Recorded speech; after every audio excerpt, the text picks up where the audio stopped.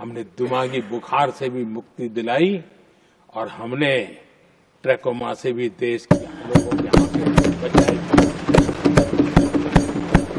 यही सफलताएं हैं, यही संवेदनशीलता है। समाज के लिए जीने मरने का यही संकल्प है। पल पल, तिल तिल समाज के लिए बिताना, घिसना, झलना, वो उनको परेशान कर रहा है। तब जाकर के वो उनको परेशान कर रहा है, तब जाकर के मोदी तेरी कब्र खुदेगी।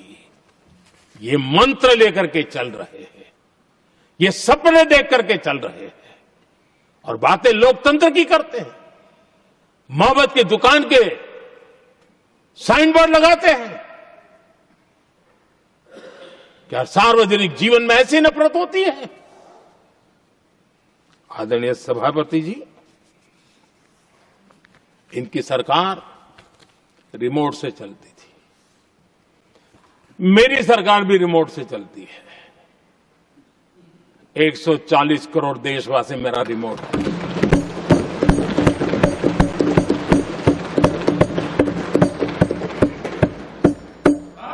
एक 140 करोड़ देशवासियों के सपने, 140 करोड़ देशवासियों की आकांक्षाएं, देश के नौजवानों के संकल्प, इनके लिए हम जीते हैं, इनके लिए सरकार चलाते हैं। सत्ता हमारे लिए सुख का रास्ता नहीं है, सत्ता हमारे लिए सेवा का माध्यम है।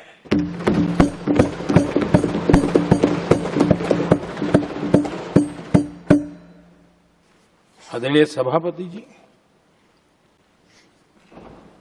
कल जो घटना घटी,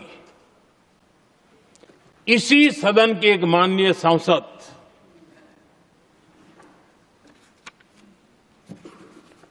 कांग्रेस के शातिर दिमाग जिनका है, ऐसे एक युवराज ने उनको गद्दार कह दिया। अहंकार कितनी सातवें आसमान पर पहुंच चुका है इनका। और कांग्रेस को छोड़कर के कितने ही लोग निकले हैं, कांग्रेस के कितने टुकड़े हुए हैं, कई लोग दूसरे दलों में गए हैं, लेकिन औरों को तो किसी को गद्दार नहीं कहा उन्होंने। लेकिन कल सांसद को गद्दार इसलिए कहा क्योंकि वो सिख थे। ये सिखों का अपमान था, ये गुरुओं का अपमान था। और कांग्रेस के अंदर जो कूट कूट करके सिखों के प्रति नफरत भरी पड़ी है ना, उसका वो अभिव्यक्ति थी। और इसी सदन के माननीय सांसद है वो, और उनको जरा भी दर्द नहीं, वरना आज खड़े होकर के कह सकते थे कि कल जो हुआ इसी सांसद की गरिमा के अनुरूप नहीं था, हमें खेद है। एक शब्द तो बोल लेते, लेकिन सिखों के प्रति उनके मन में जो नफरत भरी पड़ी है, और इसी के कारण उन्होंने कल, और जिसका परिवार देश के लिए शहादत देने वाला परिवार के वो सदस्य हैं, उन्होंने अपने राजनीतिक विचारों में परिवर्तन किया, इसलिए गद्दार हो गए। और एक गद्दार शब्द छोटा नहीं है। मेरे देशवासी को कोई गद्दार कहे, ये कैसे देश सहन करेगा? और वो भी एक सिख है इसलिए गद्दार कहना बहुत दुर्भाग्य की बात है। और ऐसे लोग कांग्रेस को नहीं डुबाएंगे तो क्या करेंगे? कांग्रेस ने कभी स्टार्टअप कल्चर को प्रमोट ही नहीं किया। कुछ सैकड़ों में स्टार्टअप बेचारे अपने, उनको पता भी नहीं था। और इनका तो हाल ये है आदरणीय सभापति जी, अपने घर के स्टार्टअप को भी वो लिफ्ट नहीं कर पा रहे।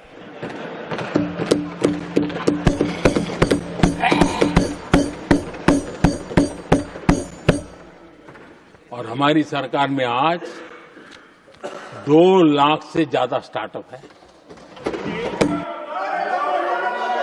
मेरी एक प्रार्थना है, आदरणीय खड़गे जी की उम्र देखते हुए वो बैठ करके भी नारे बोल सकते हैं तो अच्छा होगा, ताकि उनको कष्ट न हो।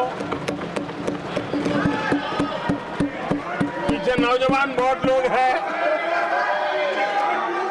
तो खड़गे जी को No. आप बैठते बैठते भी When you are speaking, they are listening. You are नारे listening. बोलने की अनुमति दे दीजिए।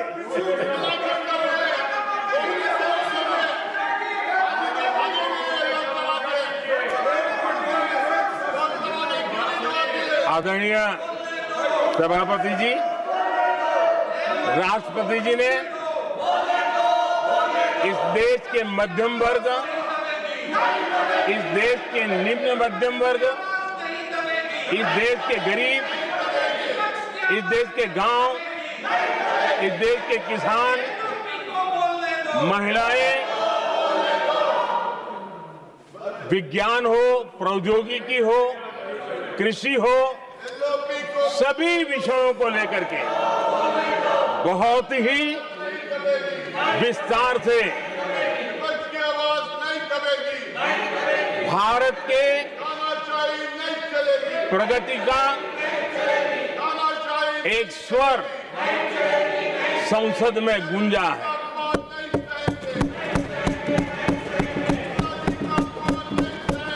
देश के नौजवान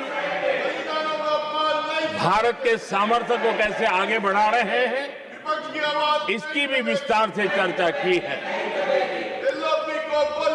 हर वर्ग के सामर्थ्य को उन्होंने शब्दांकित किया है, और इतना ही नहीं, आदरणीय राष्ट्रपति जी ने भारत के उज्जवल भविष्य के प्रति एक विश्वास व्यक्त किया है।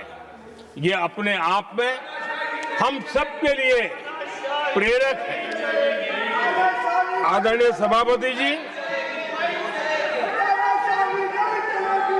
21वीं सदी का प्रथम क्वार्टर पूरा हो चुका है, लेकिन ये दूसरा क्वार्टर जैसे पिछली शताब्दी में भारत की आजादी के जंग में दूसरा क्वार्टर बहुत ही निर्णायक बना था। मैं साफ साफ देख रहा हूं